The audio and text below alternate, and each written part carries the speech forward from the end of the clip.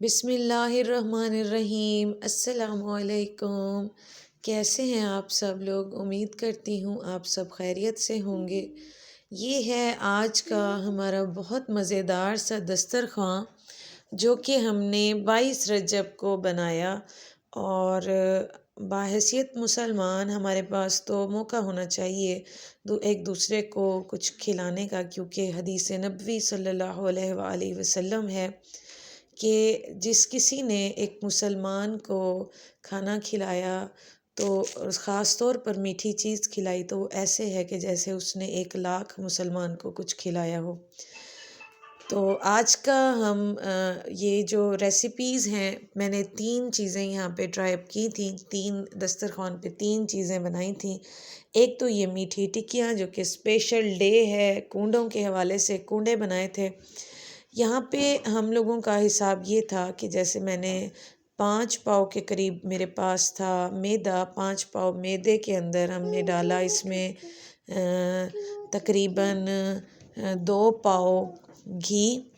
और 2 पाव घी को अच्छे से उसके अंदर डालने के बाद उसको मिक्स किया।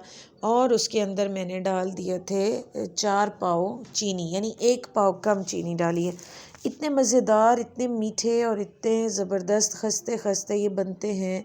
घी अगर ज़्यादा हो तो आप घी, लोग बहुत कम डालते हैं घी, तो वो उनके जो हैं वो टिक्कियाँ वो हार्ड बनती हैं। देखिए मैंने खीर भी बनाई थी जो कि रबड़ी स्टाइल में थी, बहुत गाढ़ी गाढ़ी मज़ेदार सी। इसको भी मैंने रिकॉर्ड किया हुआ है, मैं आप लोगों के साथ खीर की रेसिपी ज़रूर शेयर करूँगी। बहुत मज़ेदार हमारी ये रेसिपी बनती है। इस रेसिपी के अंदर ये ऐसे है जैसे हम लोग रबड़ी बनाते हैं, ये खीर रबड़ी स्टाइल में है। तो मीठी टिक्कियों का आटा हमने अच्छे से गूंद लिया और गूंदने के बाद हमने उसको, मैंने जो है वो पहले जो है वो बेलने की मदद से मैं उसको बना रही थी टिक्कियाँ, और फिर बाद में मैंने शीट पर स्प्रेड करके ही बना दिया और कट कर दिया गिलास की मदद से। घी यहाँ पे गरम करने के लिए रख दिया। और जब सारी टिक्कियाँ हमारी बन के रख रेडी हो गई, फिर हमने उसको फ्राइंग का काम स्टार्ट किया। ऑयल अच्छे से, आपका घी या ऑयल, वैसे घी में बहुत अच्छी बनती हैं, ऑयल में ये बाद में ड्राई हो जाती हैं।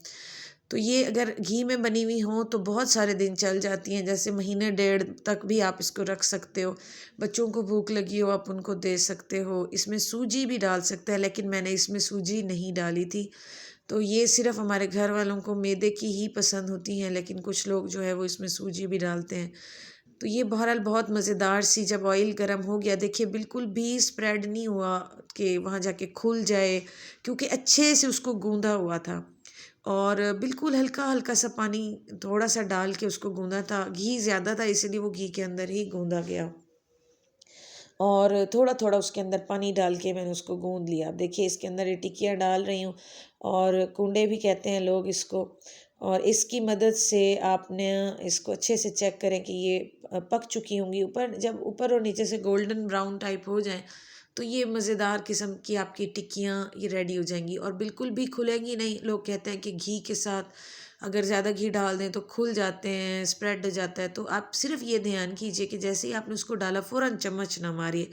ऐसे चंद सेकंड्स के वक्फे के बाद, ये 10 से 20 सेकंड के वक्फे के बाद आप चम्मच मारिए तो आपकी टिक्की नहीं खुलेगी, और आप कुंडे, मज़ेदार किस्म के कुंडे आप बना सकते हैं। तो ये बेहतरीन हमारे जो कुंडे हैं ये खीर के साथ भी खाए जा सकते हैं, सूजी के साथ भी, और ऐसे भी खाए जा सकते हैं। ये मज़ेदार सी हमारी ये रेसिपी थी जो कि मैंने आप लोगों के साथ शेयर की। देखिएगा, अगर आप भी अगर ट्राई करेंगे तो इंशाल्लाह आपको ज़रूर पसंद आएगा। और घी के अंदर जब आप इसको फ्राई कर रहे होंगे, अपने हाथों का, अपने चेहरे का बहुत ध्यान करना है, क्योंकि घी के छींटे भी उड़ रहे होते हैं, और क्योंकि उबल रहा होता है घी, तो छींटे उड़ रहे होते हैं, हाथों पे भी आ सकते हैं। ख़ास तौर पे जब हम इनको घी के अंदर डालने लगते हैं तो वो बहुत ज़्यादा उड़ के आते हैं।